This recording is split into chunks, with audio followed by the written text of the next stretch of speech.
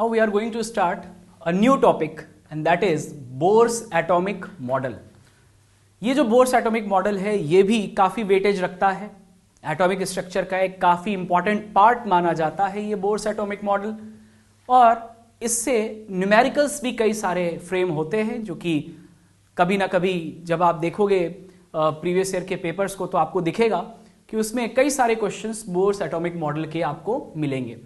चलिए, bourse atomic model में सबसे पहले हम लोग ये जान लें कि ये बोर्स एटॉमिक मॉडल जो है वो वैलिड है केवल सिंगल इलेक्ट्रॉनिक स्पीशीज के लिए।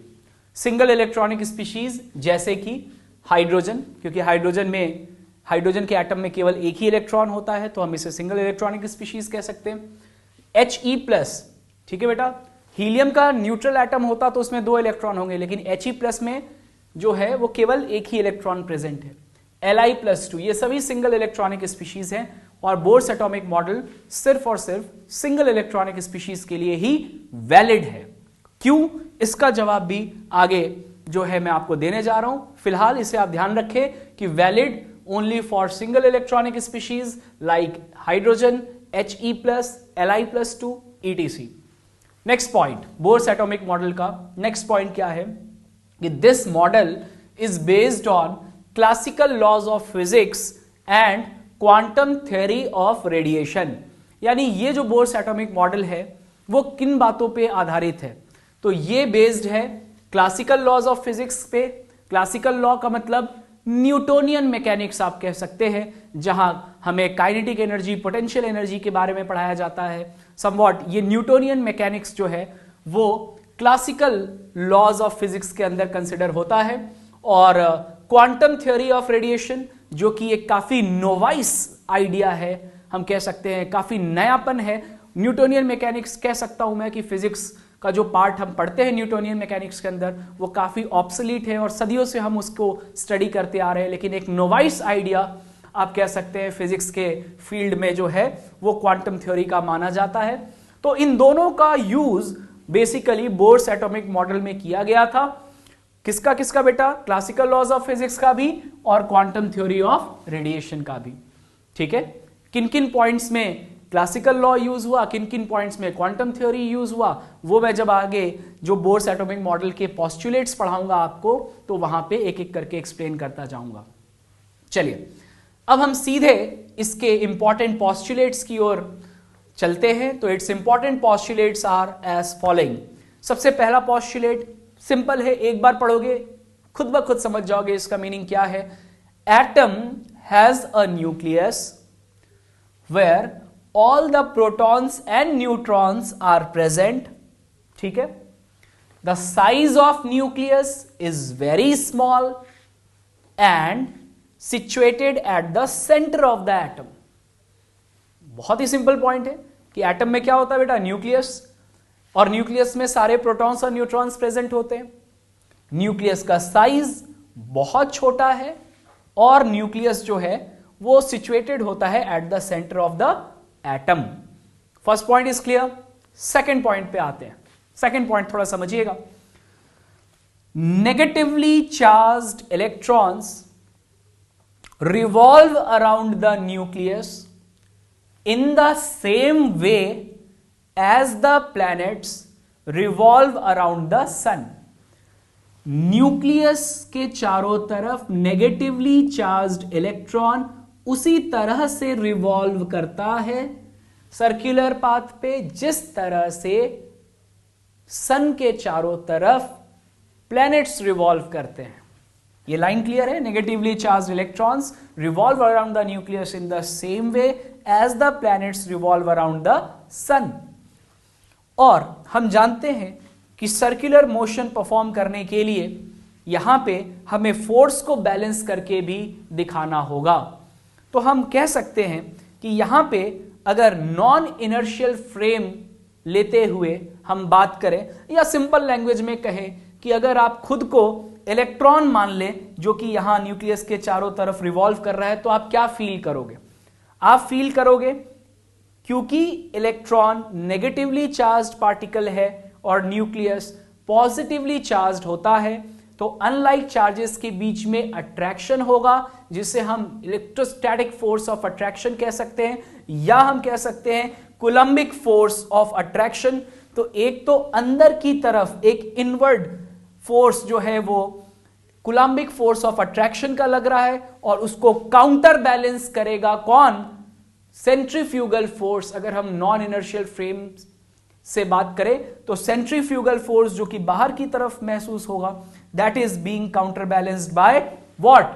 That is being counter balanced by coulombic force of attraction. ये दोनों फोर्स आपस में एक दूसरे को बैलेंस करते हुए इस इलेक्ट्रॉन के सर्कुलर मोशन को जस्टिफाई करते हैं। ये बात समझ में आ रही है? अब आगे चलते हैं। ये बात मैंने आपको यहां पे पॉइंट में लिख करके एक्सप्लेन किया है। The centrifugal force acting on the revolving electron is being counter balanced by coulombic force of attraction. Centrifugal force के लिए हम लोगों ने क्या लिखा formula? mv square by r, and coulombic force of attraction इसका फॉर्मूला होता है k q1 into q2 by r square. q1 और q2 ये वो दो चार्जेस हैं जिनके कारण हम कूलम्बिक फोर्स ऑफ अट्रैक्शन को डिफाइन कर रहे हैं। इनमें से एक चार्ज तो न्यूक्लियस के लिए डिफाइन किया गया और दूसरा चार्ज ऑन इलेक्ट्रॉन, यानी q1 और q2 में से एक को आप न्यूक्लियस जितना पॉजिटिव चार्ज कंट्रीब्यूट कर रहा है उसके लिए कंसिडरेबल मानेंगे, और एक जो चार्ज है Q1 और Q2 में से एक तो न्यूक्लियस के लिए और दूसरा इलेक्ट्रॉन के चार्ज को रिप्रेजेंट करेगा। बोलो बात समझ में आ रही है बेटा? और R क्या है? ये जो सर्कुलर पाथ के लिए जो आपने रेडियस डिफाइन किया है, मैं कह सकता हूं इस सर्कुलर ऑर्बिट का रेडियस जो है वो R से रिप्रेजेंट किया जा रहा है। तो पूरा जो ये फॉर्मूला मैंने लिखा है वो फोर्स के बैलेंसिंग के ऊपर आधारित है। Centrifugal force is being counter balanced by coulombic force of attraction, यानी mv square by r is equal to k q1 into q2 by r square. अब बच्चे यहाँ पे क्या कहते हैं कि सर आपने भाई चार्ज की वैल्यूज जो पुट किया, माना कि एक चार्ज न्यूक्लियस का है जो पॉजिटिव है, लेकिन दूसरा तो इलेक्ट्रॉन का होगा जो कि नेगेटिव है, तो ऐसे सिचुएशन में आप यहाँ पे माइनस साइन क्यों नहीं लगा रहे?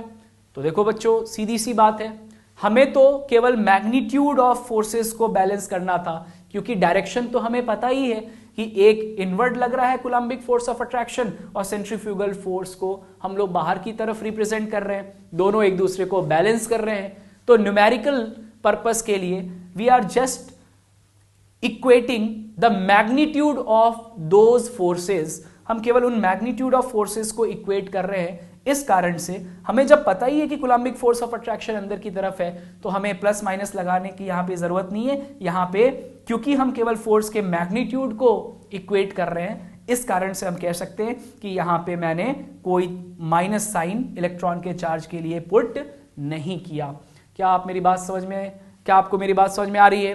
That's very good. केवल हम यहाँ पे फोर्स के मैग्नीट्यूड को इक्वेट कर रहे थे और इस कारण से हम यहाँ पे इलेक्ट्रॉन के लिए माइनस जो है वो यहाँ पे जो है नेग्लेक्ट करते हुए चलेंगे मैग्नीट्यूड बैलेंस करने के पॉइंट ऑफ व्यू से। एक और बात बच्चों, आपके मन में ये आ रहा होगा कि सर क्या यहाँ पे इनमें से कोई पॉइंट यूज हुआ? क्या क्लासिकल लॉ ऑफ फिजिक्स या क्वांटम थ्योरी ऑफ रेडिएशन में से कुछ यहाँ काम आया? तो यकीनन यहाँ जो हम लोगों ने फोर्स की बैलेंसिंग किया वो as per classical laws of physics हम लोग यहाँ पे प्रोसीड कर रहे हैं। और एक बात और यहाँ हम जस्टिफाई करने जा रहे हैं, वो क्या है कि भाई आपने ये पढ़ा कि ये सिंगल इलेक्ट्रॉनिक स्पीशीज के लिए वैलिड होता है, why not for multi electronic species? इसका भी आंसर यहीं पे मिलेगा आपको। जरा सोचिए कि अगर मैं यहाँ पे एक इलेक्ट्रॉन सिंगल इलेक्ट्रॉनिक स्पीशीज है तो चलो एक न्यूक्लियस दिखाया और दूसरा इलेक्ट्रॉन जो है वो मैंने यहाँ पे दिखाया, न्यूक्लियस और इलेक्ट्रॉन, इसके लिए फोर्स बैलेंस करना आसान था, है ना बच्चों? अब अगर मैं मल्टी इलेक्ट्रॉनिक स्पीशीज की बात करूं तो मुझे एक से ज्यादा इलेक्ट्रॉन रिप्रेजेंट करने पड़ेंगे। प्रॉब्लम यह है कि चलो एक न्यूक्लियस और जो इलेक्ट्रॉन है उनके बीच का फोर्स तो हम लोगों ने बैलेंस कर लिया, लेकिन जब एक से ज्यादा इलेक्ट्रॉन है, लेट से 2 इलेक्ट्रॉन लिए गए हैं और न्यूक्लियस है, अब आपको फोर्स बैलेंस करने में परेशानी आएगी। क्यों भाई? क्योंकि इलेक्ट्रॉन और इलेक्ट्रॉन के बीच का एग्जैक्ट डिस्टेंस जब तक आपको पता नहीं होगा, आप उनके बीच के रिपल्सिव फोर्स को जो है कंसिडर नहीं कर पाएंगे, क्योंकि आप जानते हो इलेक्ट्रॉन जो है वो नेगेटिवली चार्ज पार्टिकल है, उनमें रिपल्शन होगा। तो जब आप 3 बॉडी सिस्टम ले रहे हो, एक न्यूक्लियस, दूसरा इलेक्ट्रॉन और तीसरा भी इलेक्ट्रॉन है, तो यहां पे इलेक्ट्रॉन और इलेक्ट्रॉन के बीच का एग्जैक्ट डिस्टेंस कह लीजिए आप डिटरमाइन नहीं कर सकते, और इसी कारण से फोर्स बैलेंस भी नहीं किया जा सकता।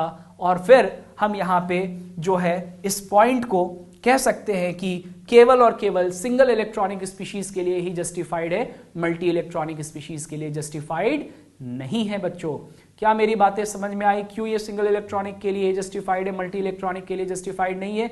कोई पूछे तो एक लाइन में जवाब दीजिएगा, क्योंकि इलेक्ट्रॉन इलेक्ट्रॉन के बीच के रिपल्शन को डिफाइन करने के लिए हमें उनके बीच का डिस्टेंस भी पता होना चाहिए था, जबकि यहां इलेक्ट्रॉन इलेक्ट्रॉन के बीच का डिस्टेंस डिटरमाइन करना हमारे लिए पॉसिबल ही नहीं है, एंड दैट्स वाई ये केवल सिंगल इलेक्ट्रॉनिक स्पीशीज के लिए है valid point, multi electronic species के लिए वैलिड नहीं है। Third postulate Bohr's atomic model का क्या है, आइए समझते हैं। Electrons can revolve only in those orbits whose angular momentum is an integral multiple of h/2π। समझिएगा जरा, बोर ने कहा कि इलेक्ट्रॉन्स उन्हीं ऑर्बिट्स में रिवॉल्व कर सकते हैं न्यूक्लियस के चारों तरफ जिन ऑर्बिट्स में इलेक्ट्रॉन के angular momentum that means mvr की वैल्यू जो होगी वो h/2π के क्या होगी, इंटीग्रल मल्टीपल के रूप में।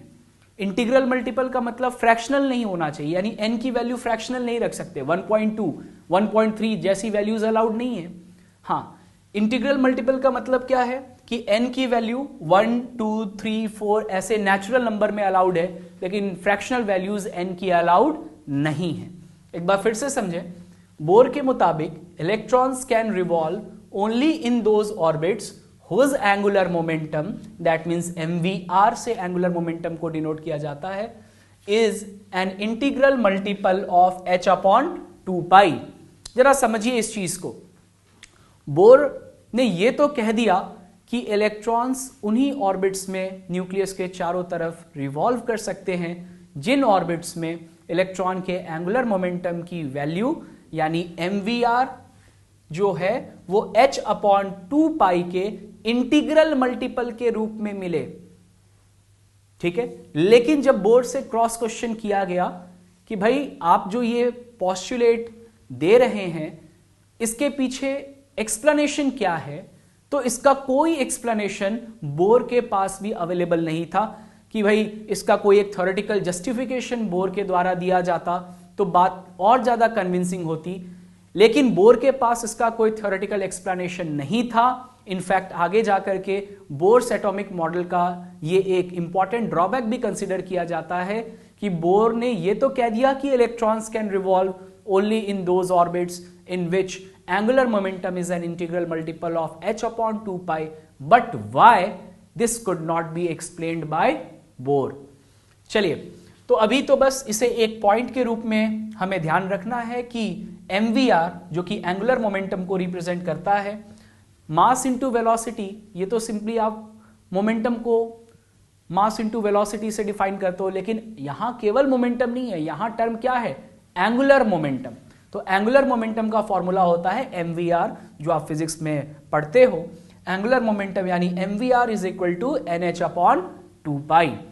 अब यहां पे मैं कह सकता हूं, क्योंकि यहां पे h/2π को सिंबॉलिकली हैश से रिप्रेजेंट किया जाता है, यानी स्मॉल लेटर में h लिख के ऊपर आपने बार लगा दिया, या इस सिंबल को क्या कहा जाता है, हैश।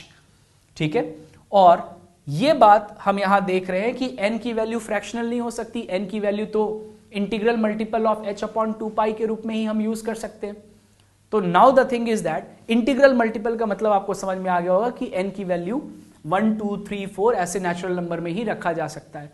तो क्या मैं कह सकता हूं कि यहां पर क्वांटाइजेशन ऑफ एंगुलर मोमेंटम की बात यहां पे बोर ने एडवोकेट किया, रीजन बीइंग कि हर वैल्यू एंगुलर मोमेंटम की अलाउड नहीं है, एंगुलर मोमेंटम की सर्टेन वैल्यूज ही परमिसिबल है इलेक्ट्रॉन के लिए, और वो वैल्यूज क्या होंगी एंगुलर मोमेंटम की, h/2 के इंटीग्रल मल्टीपल के रूप में, कंटिन्यूअस वैल्यू नहीं है, डिस्क्रीटेड वैल्यू है, इंटीग्रल मल्टीपल ऑफ h/2 के रूप में ही एंगुलर मोमेंटम अलाउड है। Is that clear to everyone? That's why since the values of angular momentum are not continuous, rather they are discontinuous values, ठीक है, in the form of integral multiple of h/2 that's why we can say कि this postulate also advocates the quantization of angular momentum. Next, अगर हम लोग बात करें fourth point की, तो ये फोर्थ पॉइंट क्या कहता है कि those orbits in which electron can revolve are called as stationary orbits. वो ऑर्बिट जिसमें इलेक्ट्रॉन रिवॉल्व करते हैं उन्हें कहा जाता है स्टेशनरी ऑर्बिट, और जब तक वो उस स्टेशनरी ऑर्बिट में इलेक्ट्रॉन रहेंगे, यानी उस ऑर्बिट में रिवॉल्व करते रहेंगे, उस ऑर्बिट को चेंज नहीं करेंगे, तब तक वो ना तो एनर्जी को लूज करेंगे और ना ही वो एनर्जी को एब्जॉर्ब करेंगे। यानी remaining in the same orbit the electron will neither lose energy nor it will absorb energy. That's why stationary orbit के बारे में कहा कि जहां इलेक्ट्रॉन एनर्जी लूज नहीं करती, उसी ऑर्बिट में रहते हुए जब तक वो रिवॉल्व करता रहेगा इलेक्ट्रॉन, तब तक वो एनर्जी का ट्रांसमिशन नहीं करेगा, यानी उसकी एनर्जी की वैल्यू सेम मेंटेन रहेगी। Is that clear? Now stationery orbit का मतलब आपको समझ में आ गया होगा। नेक्स्ट हम बात करते हैं फिफ्थ पॉइंट की। तो each stationary orbit is associated with definite amount of energy. हर स्टेशनरी ऑर्बिट की एनर्जी जो होती है वो फिक्स्ड होती है। हर स्टेशनरी ऑर्बिट में इलेक्ट्रॉन जो रिवॉल्व कर रहा है उसकी एनर्जी फिक्स्ड होती है। Therefore stationary orbits are also called as energy levels. इसीलिए स्टेशनरी ऑर्बिट को एनर्जी लेवल भी कहा जाता है, और उनका रिप्रेजेंटेशन, उनकी नंबरिंग कुछ इस तरह से की जाती है 1 2 3 4 5, और नाम क्या दिया जाता है, नॉमेनक्लेचर क्या होता है, KLMNO। इस तरह से देखिए कि ये न्यूक्लियस है। न्यूक्लियस के बाद जो फर्स्ट ऑर्बिट मिला आउटवर्ड, बाहर की तरफ जब जाएंगे आप न्यूक्लियस से, तो जो फर्स्ट ऑर्बिट होगा उसको हम नाम देंगे K शेल, ठीक है। सेकेंड ऑर्बिट जो होगा उसको हम कहेंगे L, देन थर्ड ऑर्बिट के लिए नाम क्या दिया जाएगा, M, एंड सो ऑन। क्या ये बात समझ में आ रही है आपको? अब यहां पे मैं आपसे ये भी कहना चाहूंगा कि याद कीजिए रदरफोर्ड जो मॉडल आपको पढ़ाया गया था, Rutherford's nuclear model of atom, उसके ड्रॉबैक के रूप में मैंने जो आपको बताया था, फर्स्ट ड्रॉबैक मैंने बताया था कि वहां पे जब हम रदरफोर्ड मॉडल की बात कर रहे थे तो वहां पे हम लोगों ने कहा था कि मैक्सवेल नाम के एक साइंटिस्ट ने कॉन्ट्राडिक्ट किया था रदरफोर्ड के पॉइंट को, और मैक्सवेल के अकॉर्डिंग जब भी कोई चार्ज्ड पार्टिकल एक्सीलरेटेड होता है तो वो एनर्जी एमिट करता है, और साथ ही साथ हम कह सकते हैं कि वो एनर्जी एमिट करते हुए स्पाइरल पाथ फॉलो करता हुआ जाकर के न्यूक्लियस में मिल जाएगा। अगर वो कंटिन्यूअसली एनर्जी एमिट कर रहा है electron as per the drawback of Rutherford's atomic model, जिसमें हम लोगों ने देखा था कि इलेक्ट्रॉन कंटिन्यूअसली एनर्जी एमिट करते हुआ जाके न्यूक्लियस में जाकर के मिल जाना चाहिए था या फॉल डाउन कर जाना चाहिए था उसे, तो स्टेबिलिटी ऑफ एटम वहां पे एक्सप्लेन नहीं हो पा रहा था, या यूं कह लीजिए इलेक्ट्रॉन जब न्यूक्लियस में जाकर के मर्ज कर गया तो इलेक्ट्रॉन का अस्तित्व खत्म और साथ साथ एटम का अस्तित्व भी खत्म हो जाना चाहिए था। लेकिन यहां पे जरा देखिए फोर्थ पॉइंट ने क्या कहा कि इलेक्ट्रॉन जो है वो बोर्स एटॉमिक मॉडल पे अब मैं आपसे चर्चा कर रहा हूं कि यहां पे बोर ने एक काफी इंपॉर्टेंट पॉइंट बताया कि जब तक एक पर्टिकुलर ऑर्बिट में इलेक्ट्रॉन रिवॉल्व करते रहेगा तब तक वो ना तो एनर्जी लूज करेगा और ना ही गेन करेगा। उसकी एनर्जी जो होगी वो उस ऑर्बिट में रिवॉल्व करते हुए सेम मेंटेन रहेगी और वो एनर्जी लूज नहीं करेगा, और ऐसे ऑर्बिट को नाम दिया गया क्या, स्टेशनरी ऑर्बिट। हाँ, एनर्जी इलेक्ट्रॉन लूज या एब्जॉर्ब तभी करेगा जब वो एक ऑर्बिट से दूसरे ऑर्बिट में ट्रांजिट करेगा। ये पॉइंट आगे मैं आपको पढ़ाऊंगा, लेकिन फिलहाल सेम ऑर्बिट में रिवॉल्व करते हुए इलेक्ट्रॉन जो है वो ना तो एनर्जी लूज करेगा और ना ही एब्जॉर्ब करेगा, और ऐसे ऑर्बिट को क्या कहा इस बोर्स एटॉमिक मॉडल के अंदर, स्टेशनरी ऑर्बिट।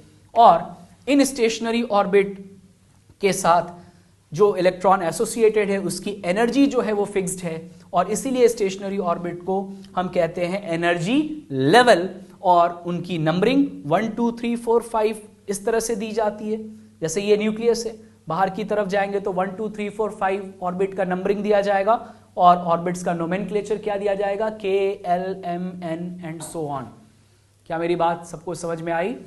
ये पूरे पॉइंट क्लियर है आपको? Is that clear to everyone? Okay.